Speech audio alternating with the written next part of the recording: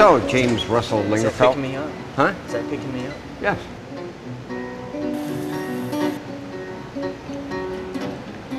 So, The Mason Jar is a love story about a guy named Finn who meets a girl in college and they fall in love. And one day she vanishes, and he spends the rest of the book trying to figure out what it is that happened to her. And so by the end of the book, they come back together again, and he has to deal with his questions like, should I forgive? Should I give love a second chance when it presents itself?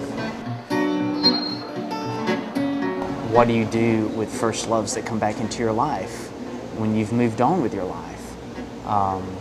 Or what do you do with first loves when you haven't moved on with your life and they come back into your life? I really explore the themes of duty towards the people in your life that are already there, that you love and that you're investing in. I explore themes of forgiveness and second chances. I was having conversations with a lot of people who had been hurt from romantic relationships. And so I used my true life experiences, but mostly advice from marriage and family counseling books and grief counseling to write it. But that was my bachelor's degree was in marriage and family counseling. Did you know that? Mm-hmm. You did? How do you connect with your readers? The people that responded the most to it were women over 25. There are a handful of men that have liked it, and they've reached out to me, they've written to me, and it's always two type of guys. Number one, they're always grandfathers. They're always old enough to be grandfathers. Or they're young men who have been hurt in romantic relationships. Like they've been hurt recently and they're still in that grieving process. Those two profiles those two profiles of men are the ones that reach out to me. But women over 25, no matter what their background is, it seems that they all like it. So the sales are going, whoa, 10,000 in 2 years? A self-published book will sell 500 in a lifetime. A average book published by a major publishing house will sell 5,000 in a lifetime. A successful book published by a major house, a successful one will sell 10,000 in a lifetime. The Mason Jar was self-published and it sold 10,000 in 2 years, which is huge. But half the readers hated the novel. Readers either passionately loved it or they vehemently hated it. And what they hated about it was the original version. The two main characters don't get back together in the end. It's a tragedy. And the reason I wrote it as a tragedy was because I wanted to teach people that romantic love is not the be-all and end-all of existence. It's love itself, however that's manifested. And so when the guy and the girl come together at the end 10 years later, they learn that. They learn that truth. And so I felt that there was closure in the story because they leave as friends. But half the women hated that. They wanted them to get back together. So in order for them to get back together, I had to rewrite the entire novel because you can't just change the ending. Like you have to go back and you have to set that up. So I spent about a year writing it, the new version. And then I reached out to the women who wrote me letters telling me how much they hated it. And they read the new version and they all loved it. When I left teaching, I discovered that you can make a good living if you're good at it in the film industry.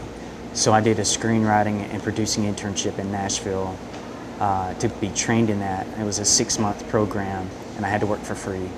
And I did that, and then I went into full-time writing. And so every now and then I'll get a phone call, can you come and work on this television show? Can you work on our feature film? And it allows me to, that's like a supplementary income from the residuals of the novel. And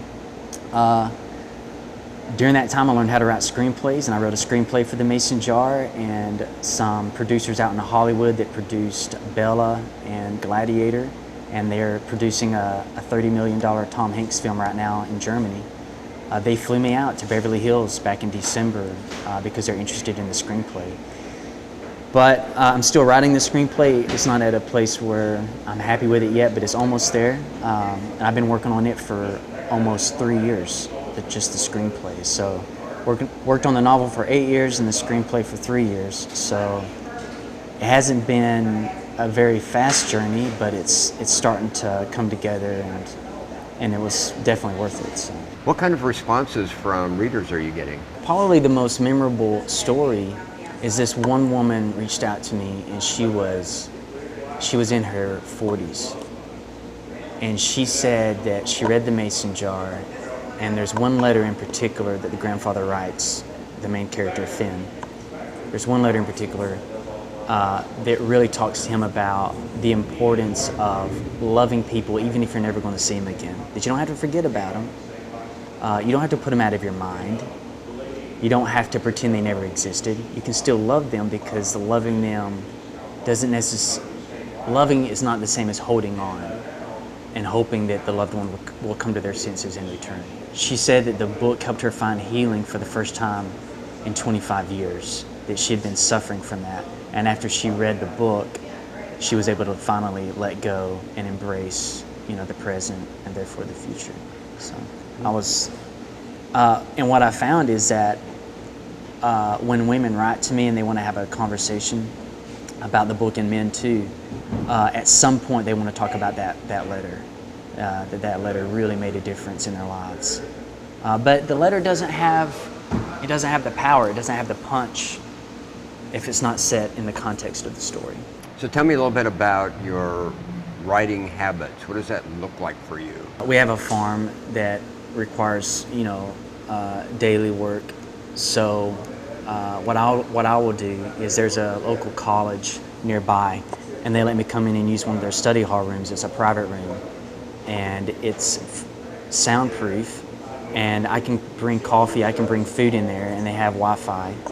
And I don't even need I have a desk, but it's not my desk, and I don't need a desk, because on your laptop you have a desktop on your laptop, so all my files are there.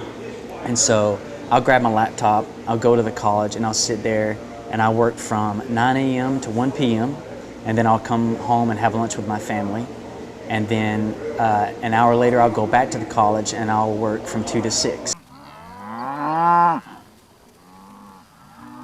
After I write and do my research, I come to the farm and just take care of what needs to be done. But I end every single day here. I watch the sun go down, and it's just my way of unwinding. I grew up here, been here my entire life, and it's good to be able to come back, especially after I was gone for 15 years, living in the cities and working, going to school. So it's good to be able to come back to a place where I know everyone in town. The town I live in is about 800 people. Through the journey and through people's feedback, I think that everyone understands the importance of putting the other person's desires and needs above your own, and that has to be reciprocated. Putting that into action is a lot harder. But one of the common threads that I've really gotten from everyone is, it seems that no matter how bitter someone is, or no matter how burned someone has been from a relationship, at the end of the day, they still have this hope of falling in love again if that love is reciprocated. Being in love with the idea that there's someone still out there for you.